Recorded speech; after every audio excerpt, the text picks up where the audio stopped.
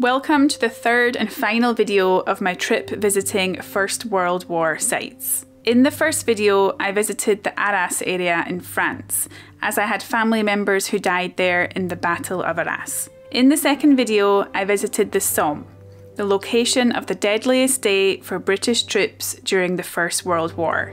My next stop will be Belgium.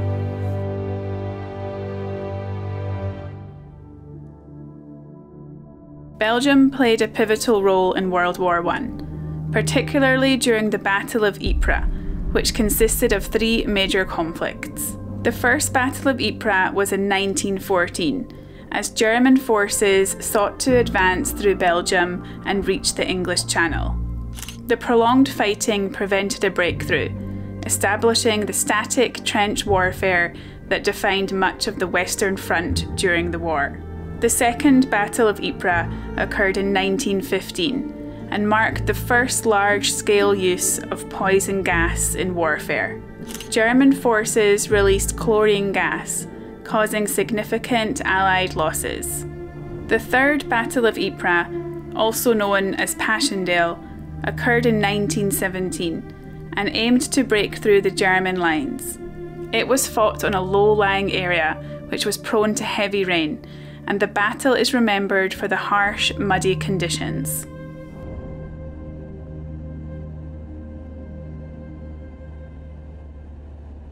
I have just arrived at Tyne Cot Cemetery. This is the biggest Commonwealth cemetery in the world, and I believe there are over 11,000 Commonwealth soldiers buried or commemorated here. It's really, really cold and frosty this morning, so inside the cemetery might look a little bit different to some of the other cemeteries that I've been to, because there will be snow lying on the ground. And the temperature today is -4, but apparently it feels like -10. So I'm going to get wrapped up nice and warm and then head inside Tyne Cot Cemetery. I know I keep mentioning about how cold it is all the time, but it's not because I'm cold, it's because I'm thinking about what it must have been like in the First World War for the soldiers and working and fighting in these brutal conditions. Before going into the cemetery, it looks like there's a visitor centre and there's voices playing, audio recordings. Henry John the Fourth, age 34. Cecil James Crawford, age 21. Frederick Joseph Torr, age 39. Norman Marshall Ramage, age 24. Inside the visitor centre, it's quite emotional hearing all the names being read out, and there's many pictures on the wall as well. Inside the cabinets there's lots of things to see, including letters and notices that were sent to family members when their sons were injured or killed. Wow, it's quite emotional to read. I think the entrance to the cemetery is just here, so I'm going to go inside now. Tyne Cot Cemetery is the largest British military cemetery in the world in terms of burials. The cemetery is situated near the village of Passchendaele. Today, this cemetery contains the graves of over 11,900 Commonwealth servicemen, of which around 8,400 are unidentified.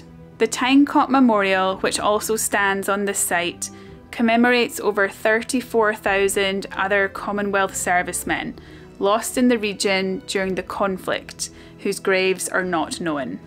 I've just come inside and the scale of this place is unbelievable. At the entrance are all the names of New Zealand soldiers. Tyne Cot Cemetery also contains more New Zealand First World War graves than any other cemetery.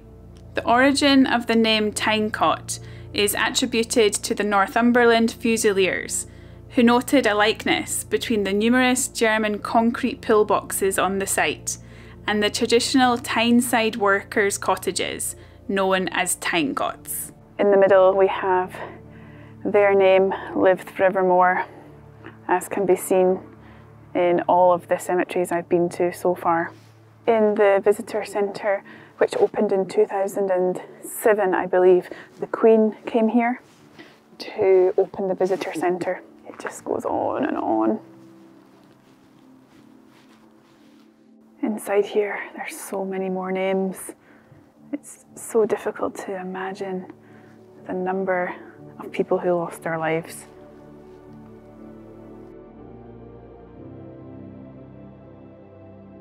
I'm noticing quite a lot of graves here. Again, a soldier of the Great War, known unto God, unidentified soldiers. I thought I'd reached the end, but there's more. There's thousands more. Wow.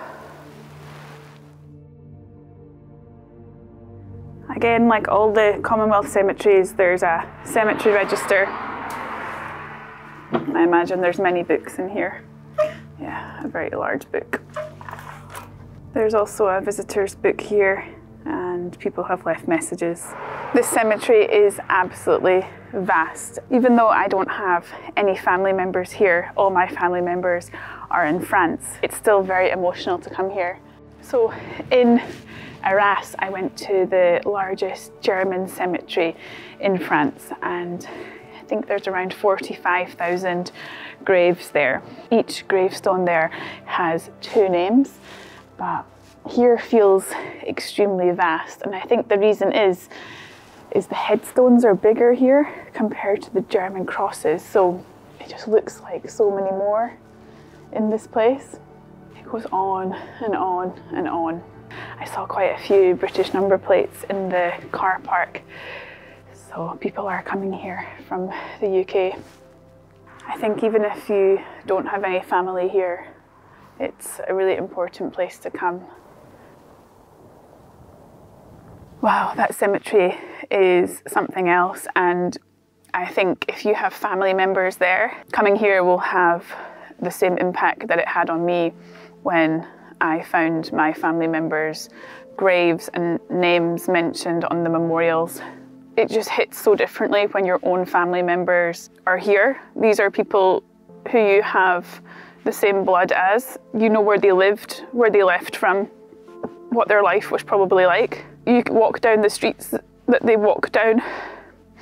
You can see where they worked, and then they came here and then never went home. Yeah, it's really, really emotional to see, and yeah. I think coming to these places should have been part of school trips when I was younger. My school never came here. Obviously I went to school in Scotland, so it's a very long journey, but I think coming on a trip here would have been much more valuable than going on a ski trip to Italy or going to Beamish, which is where I went for my school trips. So yeah. So around a 15-minute drive from the Tyne Cot Cemetery is a place called the Yorkshire Trenches and Dugout. And while I was in France, I was quite interested to see some trenches because it was such a huge part of the First World War. However, many of the places during January are closed that do have trenches that you can see. So this is the first place that I've been able to visit that has trenches, and there's no visitor centre. It's basically located in the middle of an industrial estate, which is really random. I also didn't read about this online. I was checking on Google Maps. I was just typing in World War I sites, World War I into Google Maps, and this place came up. So I thought I'd come and have a look. There's some free parking just there at the side of the road, probably enough space for 2 or 3 vehicles. And then this over here are the trenches, so let's go in and have a look. It mentions here it's a restored British trench. The trench was originally established in the aftermath of the Second Battle of Ypres in 1915. In July 1916, a new trench was constructed and named the Yorkshire Trench after the British 49th West Riding Division, which operated in this sector during the second half of 1915. Wow, here's the start of the trenches. Oh my goodness.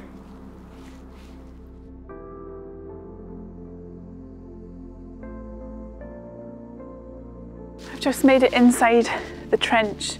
Wow. The walls are getting higher. Oh, it feels quite narrow.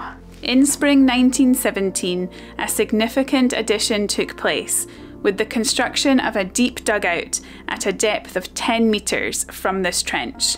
It served as the battalion headquarters for 2 battalions of the 38th Welsh Division. Here is where the dugout would have been. So in that cartoon image, it showed that down these stairs there was a pump room, the room for repairing the guns, the bunk room, controller room, everything would have been down here. And unfortunately, because it's not been pumped, water has collected, so it's not possible to go down into the dugout and see everything that's down there. Here's the gun hole that you can see, and then the gun would have gone through there. Wow. These aren't exactly as they would have been. They have done maintenance over the years to preserve them, but it gives a good idea of what it would have been like. Just near the trenches are these Livens projectors, so maybe these would have been for shooting. From here, they launched the attack on Pilkem on the 31st of July 1917, the start of the Third Battle of Ypres. It's so interesting to actually see trenches in real life. I've only ever seen pictures of them or videos of old war movies online. Just to even see how wide they are and also the height of them. And my family members who died in France, they probably lived in trenches. So it's really incredible to see what it would have been like. Isn't it crazy in only 100 years how technology has advanced? That 100 years ago this was how a war was fought, and these days things are very different. That was so interesting to experience, seeing the trenches and going inside them. And I only found out about this place by searching on Google Maps. I've really found some fantastic places, especially in Scotland, just by searching on Google Maps. So I'm really glad I came here. I definitely recommend coming here if you're in this area. While I've been in France and Belgium, I've been really interested to learn more about what life in the trenches during the First World War would have been like. So I've been watching documentaries and films on BBC iPlayer and UK Netflix. It's been possible to do this thanks to Surfshark, and I'd like to thank them for sponsoring this video. Surfshark is a VPN, and if you haven't heard of a VPN before, it lets you connect to over 3,200 servers in over 100 countries. That means that while I'm here in Belgium, I can connect to a UK server and I can get access to the BBC iPlayer and also the catalogue of movies on UK Netflix. Another thing I love about using Surfshark VPN is that it shields my private information and keeps me safe online. When I first arrived in France, my phone data didn't work and I had to use public Wi-Fi at a petrol station to add on an international roaming package in order to use Google Maps. I had to make a payment for this roaming package over public Wi-Fi, but having Surfshark meant my bank information was encrypted and kept safe. There's no risk to try Surfshark as there's a 30-day money-back guarantee. You can find out more via the link below, and if you use the code RuthAshling, you can get an extra 3 months for free. Just a couple of minutes away from those trenches that I visited is the Welsh Memorial, and I've seen comments from some of you before saying you're from Wales, so I stopped here just to show you the Welsh Memorial. In remembrance of all those of Welsh descent who took part in the First World War. The Welsh National Memorial Park commemorates all the men and women of Wales who were involved in the First World War. The memorial was erected in the area where the 38th Welsh Division launched the Battle of Passchendaele on the 31st of July 1917, and it's a place where many Welsh troops died. The memorial is the first Welsh War memorial built in Flanders, Belgium, and was the result of a 3-year campaign by supporters of the Welsh Memorial in Flanders Committee, who wanted a permanent dedication to the Welsh victims of the conflict. The Welsh dragon was transported here from Wales. Here's King Charles. He visited here in 2017. On the plaque here, it shows an image of a famous Welsh poet called Hedwyn, and he died near here. I next headed to the Langemark German Cemetery. This cemetery dates back to the First Battle of Ypres in 1914 and contains the remains of over 44,000 soldiers. Okay, let's go inside. As you first come in to the entrance, there's two rooms and there's wooden walls with names engraved there. The German war graves in Belgium were originally scattered in many places, but between 1956 and 1958, many of the bodies were reburied in collecting cemeteries, one of them being here at Langemark. Inside the entrance, one chamber bears the names of missing soldiers on oak panels. The other has a map carved on a wall showing the original German cemeteries in Belgium. Taken care of by the German War Graves Commission, each cemetery was designed to blend in with the landscape and be comparatively easy to maintain. While smaller in size compared to Tyne Cot, this cemetery holds a greater number of burials, due to the presence of several mass graves and flat headstones. Upon entering, you first encounter a mass grave with almost 25,000 bodies. Elsewhere in the cemetery, there are bodies laid to rest beneath engraved squares of granite set directly on the ground. A proportion of the casualties laid to rest here were student volunteers who joined in large numbers in 1914, driven by patriotism at the start of the Great War. During the First Battle of Ypres, these barely trained regiments attempted to break through enemy lines. They faced intense rifle fire, which resulted in 50,000 German casualties, compared to 24,000 British. Among the young volunteers who survived the tragic events at Langemark in 1914 was an Austrian man called Adolf Hitler. Hitler's survival here makes Langemark a very significant place in history. In the centre here, I believe this is the mass grave, and all the names of the soldiers are mentioned on the stones on either side. Here's one of the stones and you can see the names. It mentions the name first, so Friedrich Johann, and then Unteroffizier, and then the date 30th of October 1917. This German cemetery has flat headstones, so compared to the German cemetery I went to in Ypres, the headstones were a different shape. I read online that during the Second World War, the headstones here were made of wood and the wood was taken for firewood at the time. I don't know if that's true or not. And then later on they were replaced with these stone flat headstones. I've never seen an entire cemetery with flat headstones before. It's really interesting to see. I can't understand German, but I'm assuming that all these are names of different soldiers, all on one headstone. This is the second German cemetery that I visited on my trip, and it's been quite interesting to come to the German cemeteries because they're quite different to the Commonwealth cemeteries. In the German cemeteries, they tend to have very large trees. I think they might be oak trees. The layout's a little bit different and there's just a different feel to them. Even the way that the buildings are constructed. It's interesting to come and see the German cemeteries as well as the Commonwealth cemeteries and memorials. Today has been really interesting so far, and I've now made it into the city centre of Ypres. I found some free parking near the train station, and from this parking area it's around a 10-minute walk into the city centre where there's the main square and also the Menin Gate. The Menin Gate is a really important memorial in Ypres, and there are the names of thousands of soldiers commemorated on there. Every night at 8 p.m. there's also something to see there. So I'm going to head in now to the city centre of Ypres. In Ypres I'm also hoping to see the Flanders Museum. It's a really huge museum that showcases a lot of things from the First World War. However, I'm not sure if it'll be open because it's January and there's been a lot of the museums associated with the First World War which have been closed during January, but fingers crossed it's open, or at least there's something to see there. Let's go. I just want to show you how cold it is today. So it's -1, and then I think it says feels like -5. Feels like -6. Earlier it said feels like -10. It is really, really cold.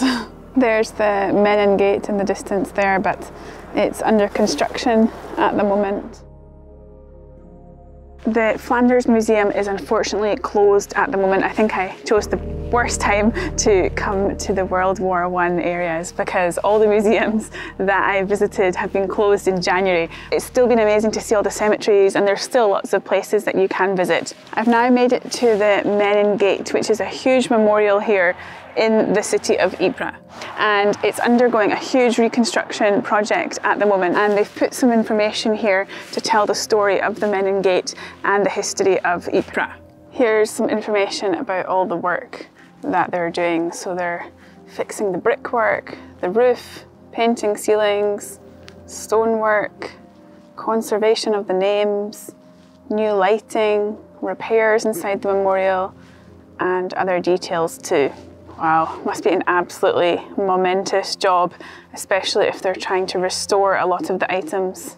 At the entrance to this small exhibition here, you can see an Indian flag and a Belgian flag. And the reason there's an Indian flag is very interesting. So there's a small display here, and each sign is a different year. This one is 1914, and it mentions that war comes to Ypres. So some of the best soldiers available to the British Empire at the outbreak of the war were the British Indian Army, and they arrived just after the war started, and it said that they fought here and held the line at Ypres in 1914 and 1915. This is the Indian memorial here, and it says 9,000 Indian soldiers lost their lives in this area. Just nearby is this memorial for Nepalese nationals who lost their lives fighting as Gorkha soldiers in the First World War. This memorial was unveiled in July 2015. So I'm now walking through the Menin Gate, but it's all boarded up here. Usually you'd be able to see all the names on the Menin Gate memorial, but it's completely blocked off. The river is completely frozen. That's amazing. The Menin Gate, located in Ypres, Belgium, is the second largest Commonwealth War memorial in the world. Completed in 1927 and designed by Sir Reginald Blomfield, it honours Commonwealth soldiers who died in and around the Ypres area during World War I and have no known grave. Nearly 55,000 names of soldiers are inscribed on the memorial's name panels. Their remains rest where they fell or lie beneath headstones marked known unto God in Commonwealth War Graves Commission cemeteries. I'm waiting for the last post at 8 o'clock. I'm going to head to a restaurant and try and warm up and find some Belgian food. So since I might have to drive later, I really wanted to try this Belgian beer, but I've decided to go for the non-alcoholic one. So I ordered onion soup, and this is huge. It has a big head on the top here. Wow.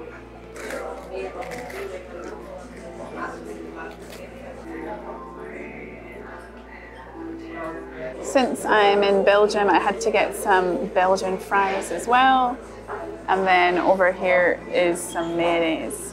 So in Belgium, they usually eat mayonnaise with Belgian fries. Wow, these look so good. In the main square here, there's lots of restaurants. So I typed in Belgian restaurant and I went to the one behind me here. It's called Les Halls, and in there they have a lot of Belgian food on the menu, including local dishes, quite a few meaty dishes, and there was a mashed potato dish that's a local dish from this area too. I ordered some onion soup because I was really cold and it was incredible, so delicious, and I also had Belgian fries with mayonnaise. I'm going to head now to the Menin Gate. It's around 7:45. It'll take around 10 minutes to walk up there, and at 8 o'clock there'll be the last post. The last post is a short musical call, traditionally played on a bugle.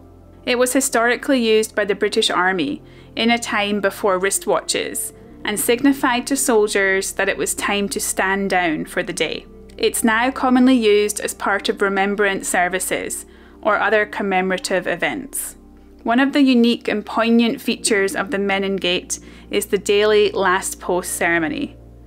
Every day since July 2nd, 1928, except during the German occupation of Ypres in World War II, buglers from the local Ypres Fire Brigade play the last post at the Menin Gate.